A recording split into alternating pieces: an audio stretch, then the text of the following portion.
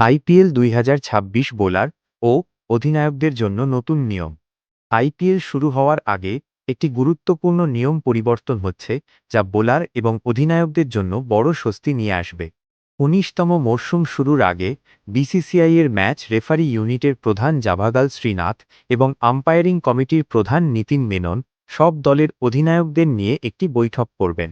এই বৈঠকের মূল উদ্দেশ্য হল নতুন নিয়ম ও নির্দেশিকাগুলো সবাইকে বুঝিয়ে দেওয়া। নতুন নিয়ম, বল পরিবর্তন। এবারের মরশুমে সন্ধ্যার ম্যাচগুলোতে শিশিরের ডিউ প্রভাব কমাতে একটি বিশেষ নিয়ম চালু হচ্ছে। দ্বিতীয় ইনিংসে ফিল্ডিং করা দলের অধিনায়ক এখন থেকে একবার বল পরিবর্তনের দাবি জানাতে পারবেন। কখন দাবি করা যাবে? ১০ ওভার শেষ হওয়ার পরেই এই আবেদন করা যাবে। তবে এটি শুধুমাত্র ওভার শেষ হওয়ার পর করা সম্ভব, ওভার চলাকালীন নয়। কোন ম্যাচে কার্যকর? এই সুবিধাটি শুধুমাত্র সন্ধ্যার ম্যাচগুলোতে পাওয়া যাবে, দিনের বেলা হওয়া ম্যাচগুলোতে নয়। কেমন বল দেওয়া হবে? অধিনায়ক দাবি জানালে নতুন বল দেওয়া হবে না। আম্পায়ার ঠিক আগের বলটির মতোই একটি ব্যবহৃত বা পুরনো বল সরবরাহ করবেন, যাতে খেলার ভারসাম্য বজায় থাকে। আম্পায়ারের ভূমিকা: অধিনায়ককে একবার বল পরিবর্তনের অধিকার দেওয়া হলেও চূড়ান্ত সিদ্ধান্ত থাকবে আম্পায়ারের হাতে।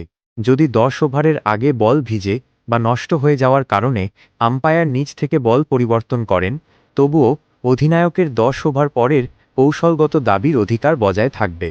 টুর্নামেন্টের শুরু: আগামী ২৮শে মার্চ থেকে আইপিএল ২০২৬ শুরু হতে যাচ্ছে। উদ্বোধনী ম্যাচে মুখোমুখি হবে রয়্যাল চ্যালেঞ্জার্স বেঙ্গালুরু এবং সানরাইজার্স হায়দ্রাবাদ। নতুন এই নিয়ম বোলারদের জন্য কতটা সহায়ক হয়, এখন সেটাই দেখার বিষয়।